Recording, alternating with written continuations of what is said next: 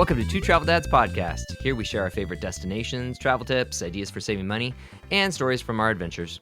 Be sure to check out our show notes at twotraveldads.com/podcast-episodes.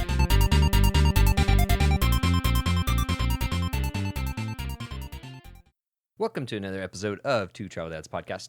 I'm Rob. I'm Chris. And today we are talking about visiting theme parks during coronavirus because here in Florida, at least, they have reopened and... There's no coronavirus. There is no coronavirus here. It's all gone. Yeah, good times. No, it still is a thing. But theme parks have had their restrictions lifted, and yeah, we have... Well, what? Yeah, they did, but however, I think, well, and we'll talk about it though, but not every theme park has lifted restrictions, even though the state did. Yeah, they haven't necessarily lifted their practice, but the state has told them that they're fine. But yeah, no, so we've gotten to visit both Disney World and Universal Orlando a couple times. We're going to share what we witnessed, how it made us feel with each park, and then what we recommend and why. Let's start. Do you want to start with Disney World? Sure. Cool. So we have only been to Magic Kingdom since all of this. Since COVID. Yeah. So one day we were there doing a full day of everything and staying in the hotel and all that stuff. And then we were there another day actually filming a commercial before the park opened, and we were there after the park opened too. Yeah, so that's... Still staying in the same hotel. So Yeah. Spending on lots property, it was the Disney Contemporary Resort. Yeah, I love the Contemporary Resort, by the way. Yeah, so that's kind of our frame of reference for where we're getting all of our opinions and information about what Disney is doing. What did you think about how they were handling things? Well, so we did research ahead of time, right, to know, okay, what are they doing in this current state of COVID to help prevent spread? So what we saw online was, capacity restrictions, hand sanitizer everywhere, and social distancing and masks being required. Right. So we knew about that ahead of time before actually visiting the park. And another thing about the mask real quick is when we were first going to enter, we had masks that they had just changed the rules to not allow.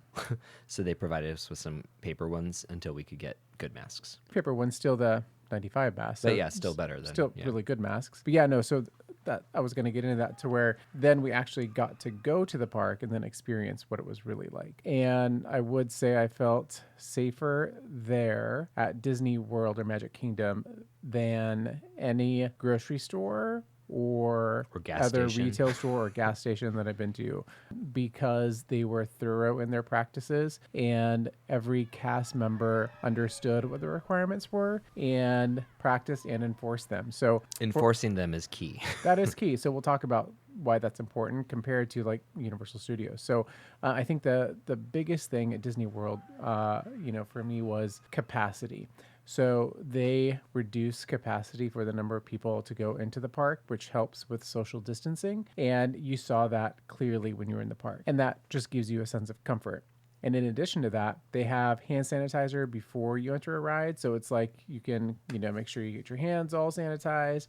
You go on the ride, and right after you get off, there's more hand sanitizer. There's hand sanitizer everywhere. So your hands start to feel weird. And also at the beginning of the queue, before you get into queue, there's also always a hand sanitizer station. Oh, yeah, that's what I meant, I guess, before you get into the ride. Well, but then there's also the one right before you actually board the ride. So that it's just everywhere. If you get germy between when you enter a queue and before you get into your ride vehicle, you have hand sanitizer. Yeah, and then they also have, because of course you also want to wash your hands. So in addition to the restrooms, there are those temporary fair or event style hand washing stations. I didn't see very many of them, though. I did. Really? Yeah, in Disney World. I didn't see a single one at Universal, but I did see them frequently, and I used them frequently at Disney World or Magic Kingdom. And then the mask rule. So masks are required. And the only time they're not required is when you are eating food and stationary, and then you can take off your mask.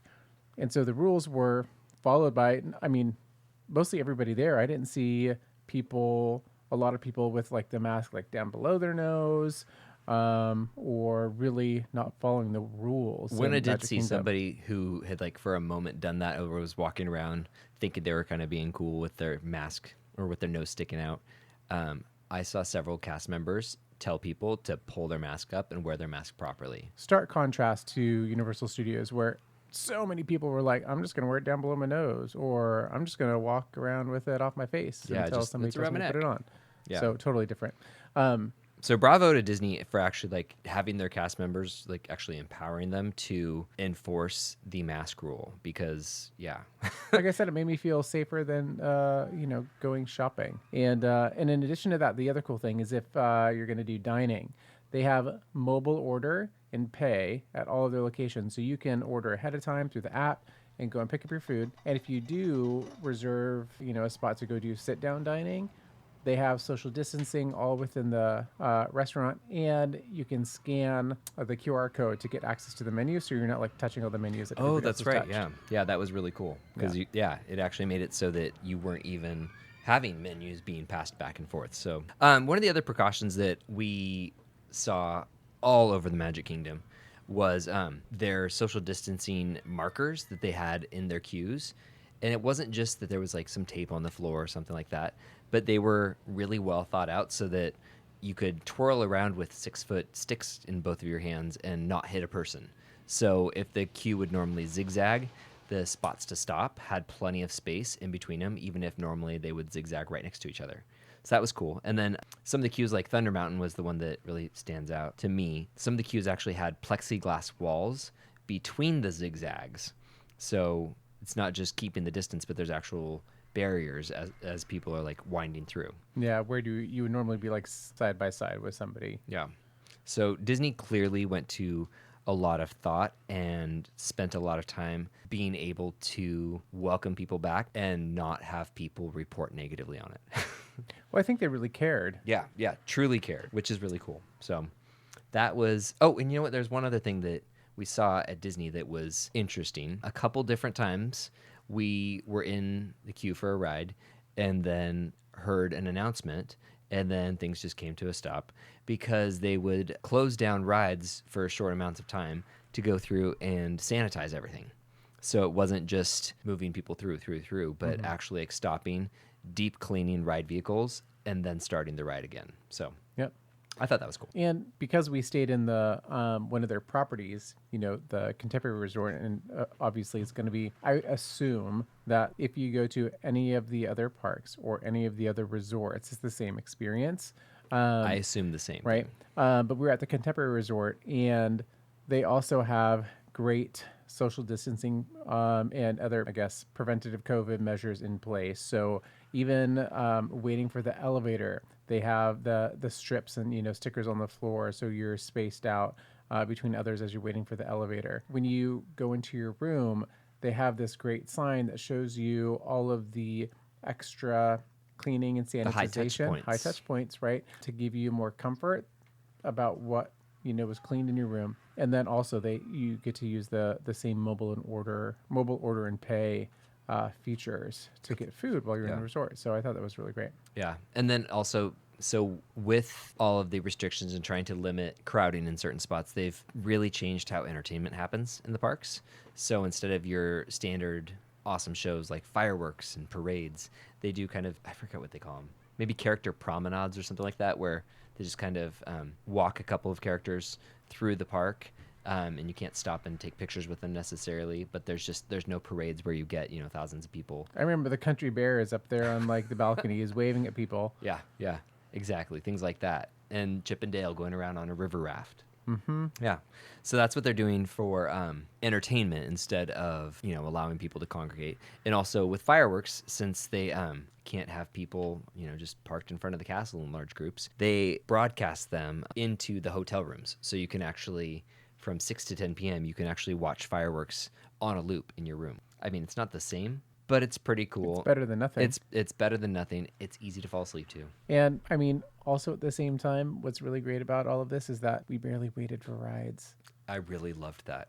It was amazing. The lines were really short. Well, so now people are getting more comfortable and going much more, and so they're still not, at traditional capacity, but I have been getting reports back from friends that have gone that on the weekends particularly, the wait time is just as much as normal. And that isn't because there is just as many people as normal, but in ride vehicles, they aren't filling the ride vehicle to capacity. So if a Splash Mountain log could normally hold 6 to 8 people. They're only putting 3 in, or like just one family. They're not mixing anybody. And it's the same with like the long train on Thunder Mountain Railroad. They'll put people in the front, people right in the very middle, and somebody at the end, like that. So it's not that it's so full that wait times have gotten crazy, but that there are more people and they are only running rides at half capacity. What, you look like you have? No, well, I was just going to say, still with Disney, the capacity control that they have is much better than Universal Orlando. So Universal Orlando because that's the other thing too. Disney, you have to reserve your tickets ahead of time. You can't just like buy Yeah, I tickets and go forgot to the about park, right? You can't just like buy and go. You have to reserve your day, and you can't park hop. So that's the other thing, right? You are dedicated to that park for the day that you reserved it. So if you're going for multiple days, what that means is you can reserve up to 3 days of your park ticket. So if let's say you have a 4 or a 5 day park ticket for Walt Disney World, you can choose 3 of the days, what your ticket is actually, which park you're going to be going to. And then once you've used one, you can pick your next one. And once you've used that another one, you can pick that next one. So kind of it's weird when you go through the process because you have calendars on your screen and you're like clicking through trying to figure it out. But it works out well, and it does limit the people. So let's talk about Universal then. So I love Universal Orlando. Super duper fun. We have annual passes, and it is a very different experience than Walt Disney World. From the moment you get there to the moment you leave, everything is different, and you can tell that the what would you call it? The strictness of the rules. Lackadaisical. Yeah, the lackadaisical is a great way to put it. Yeah, it seems that They don't care as much. people are just kind of going through the motions because they know people are watching, but not really caring. So That's the difference. I think it's the care level. yeah. Obviously they need to stay in business, true, but they let a lot more people in.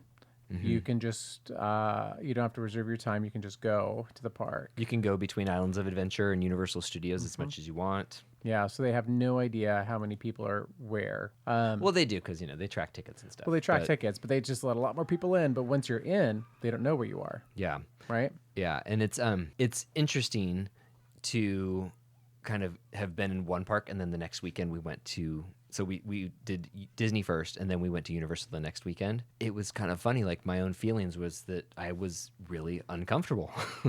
But then, it's also something where if you go during the week, like midweek, it feels way different because there's half as many people. But going on a weekend, which is when most people are going right now, I mean, it's insane. We've got pictures of people walking through. Well, there's tons of people. Yeah, walking through There's like no 6 foot Hogsmeade distance. or Diagon Alley, like the Harry Potter areas, and it still is like shoulder to shoulder people. And they're like, I'm not going to wear my mask. I'm going to let it droop down below my nose. Yeah, and they're not cast members at Universal, but the team members at Universal, they're not enforcing it. So I did see one person call out a guest for not wearing their mask, and I complimented her afterwards. And she started going through the line and saying, hey, look down at your feet. Yeah. This sign marker means you stay here. This enforces 6 foot distancing. Yep. Because some people are like, I'm just going to keep walking. Yeah. Like, they just don't look. And so it's different people. And there aren't between so many team members monitoring the queues as there are at Disney. And so if people are visiting and not really caring, or if they think COVID is pretend or whatever it is, they encroach on your space. And then there's us who, we're in line and we throw some Oliver is the line monitor. some dirty looks. And Oliver, yeah. Yeah, he's a line monitor. He, is trying to make sure that we enforce that. But other people just like start walking in your space. And I'm like, and I have to, work with Oliver because I did other rides, without you, and like more adult rides. And so that's why I think there's a different type of people that go to Universal than go to Walt Disney World. We say different type of people, just like a different general attitude. Like, I mean, Yeah. both parks are very mixed bag of all kinds of people, but the attitude of people at Universal seems to be that they don't necessarily care about the rules and the current situation as much as people who go to Disney do. Like, it seems that people who go to Disney are like, yes, there's rules in place. We will follow them because we want to be here and we want this to work for everybody. At Universal, they're like, I'm here on the weekend. Whatever. I'm going to let my mask drip down below my nose, and I'm going to encroach upon your space. Yeah. And to give a little bit more frame of reference for how we're talking about Universal, we've been several times. And yeah, we witness this and we go back because we can manage ourselves and we can get ourselves out of the situations where people are shoulder to shoulder and not caring and all that stuff. So we can easily remove ourselves and manage our experience. And that's why we've gone back several times. You know, like I said, we've got annual passes, so we can do that, and it's Well, also, fine I for just us. like the rides better. But anyways, though, so yeah, so since all this, since Universal reopened, we've been back. All of us have been back twice, I think, twice, maybe 3 times. And I've been back with the kids a couple of times. So we've been probably 5 times since it's reopened. And so this isn't just a one-time experience where they weren't running things well. This is 5 times of watching them not enforce their own rules. Oh, that's right. The thing that really gets me, and I watch it every time that we enter Universal, before you can actually like Temp checks. Yep, before you can even get into City Walk, you have to get your temperature checked, and they've got, you know, the little scanners and whatever. One day it was the 4 of us, and I went through first, and then I just looked at the thermometer just to see, and we had temperature scanning from 91 degrees to like 94 degrees, which, sorry, but You're kind of dead. what is it? The human body's what, 98.1 You're 98.6. or 98.6. So, I mean, with that, that is a huge, like, number one, the initial number isn't even accurate. And then secondly, if we've got people in our own group who have a swing of 4 degrees of temperature, if let's say that there is that room for error, that still is putting somebody over the 102 degree mark, which they aren't letting people in if they read at 100, what is it, 100.1, I think is what it is. So what good is this temp check that they do? And, you know, like I said, 5 times being there, witnessing them doing this inaccurately 5 times. And so, I don't know. It's so crowded at that point too, by the way. Like that's where there's not a lot of I want to say like signage and like audible instructions as you're coming from the parking garage to that general like check-in space, security center, and then you're going through Universal City Walk. Like people are just like hoarding. Yeah. And then you get into City Walk and you're just like, oh, you want to really space yourself out because people don't care in City Walk. And then you get into Universal and it's a little bit different. But Yeah. that whole space of like parking garage through security check-in through City Walk, you really have to mind your space because nobody else is. Yeah. And like I said, you know, we do keep on going back because we know how to manage ourselves in that sort of situation. So I feel like it's the responsibility of the theme park to do that. But, you know, that's also why we can take responsibility for ourselves. And it goes the same for everybody else. So with that, so that's, I think, pretty detailed about each experience. What?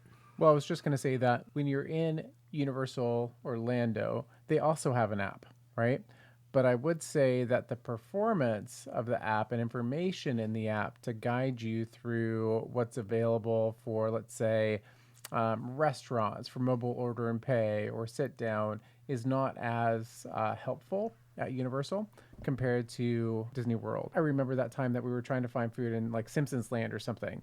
It's not really Simpsons Land, whatever you call it. Oh, yeah. Right? Yeah. And we're like trying to find like a restaurant, and then we're standing in some random line, and we find out we're in this one space where we could have done mobile order and pay. And so the information that they had and the signage like physically in place wasn't matching what was in the app. Yeah. So it just made a confusing customer experience when you're trying to plan. Yeah, and also I found after like I think the last 2 visits, I really had a difficult time getting the app to work properly to do more mobile order and pay. Like when you say, "I'm here, I'm seated, place my order," or something like that, it wouldn't register. It's great because the staff knows that sometimes that's a problem, so you know they write down your order number by hand. So they've got some measures in place to make sure that still works. But so between the two, which do you right now during COVID?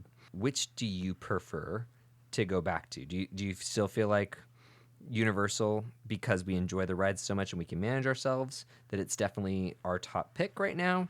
Or if we had annual passes for Disney, instead of Universal or both of them, which would you go back to each weekend? So, what I would say is that I feel like Disney World has better preventative measures in place than Universal. And Universal has better rides and better food than Disney World. Okay. So I think what you're saying is that you feel the same today as you do when there wasn't coronavirus in the world. And that No, no. If there was no coronavirus in the world, I would say Universal all day long. With coronavirus, Disney has better preventive measures in place for their customers than Universal. Gotcha.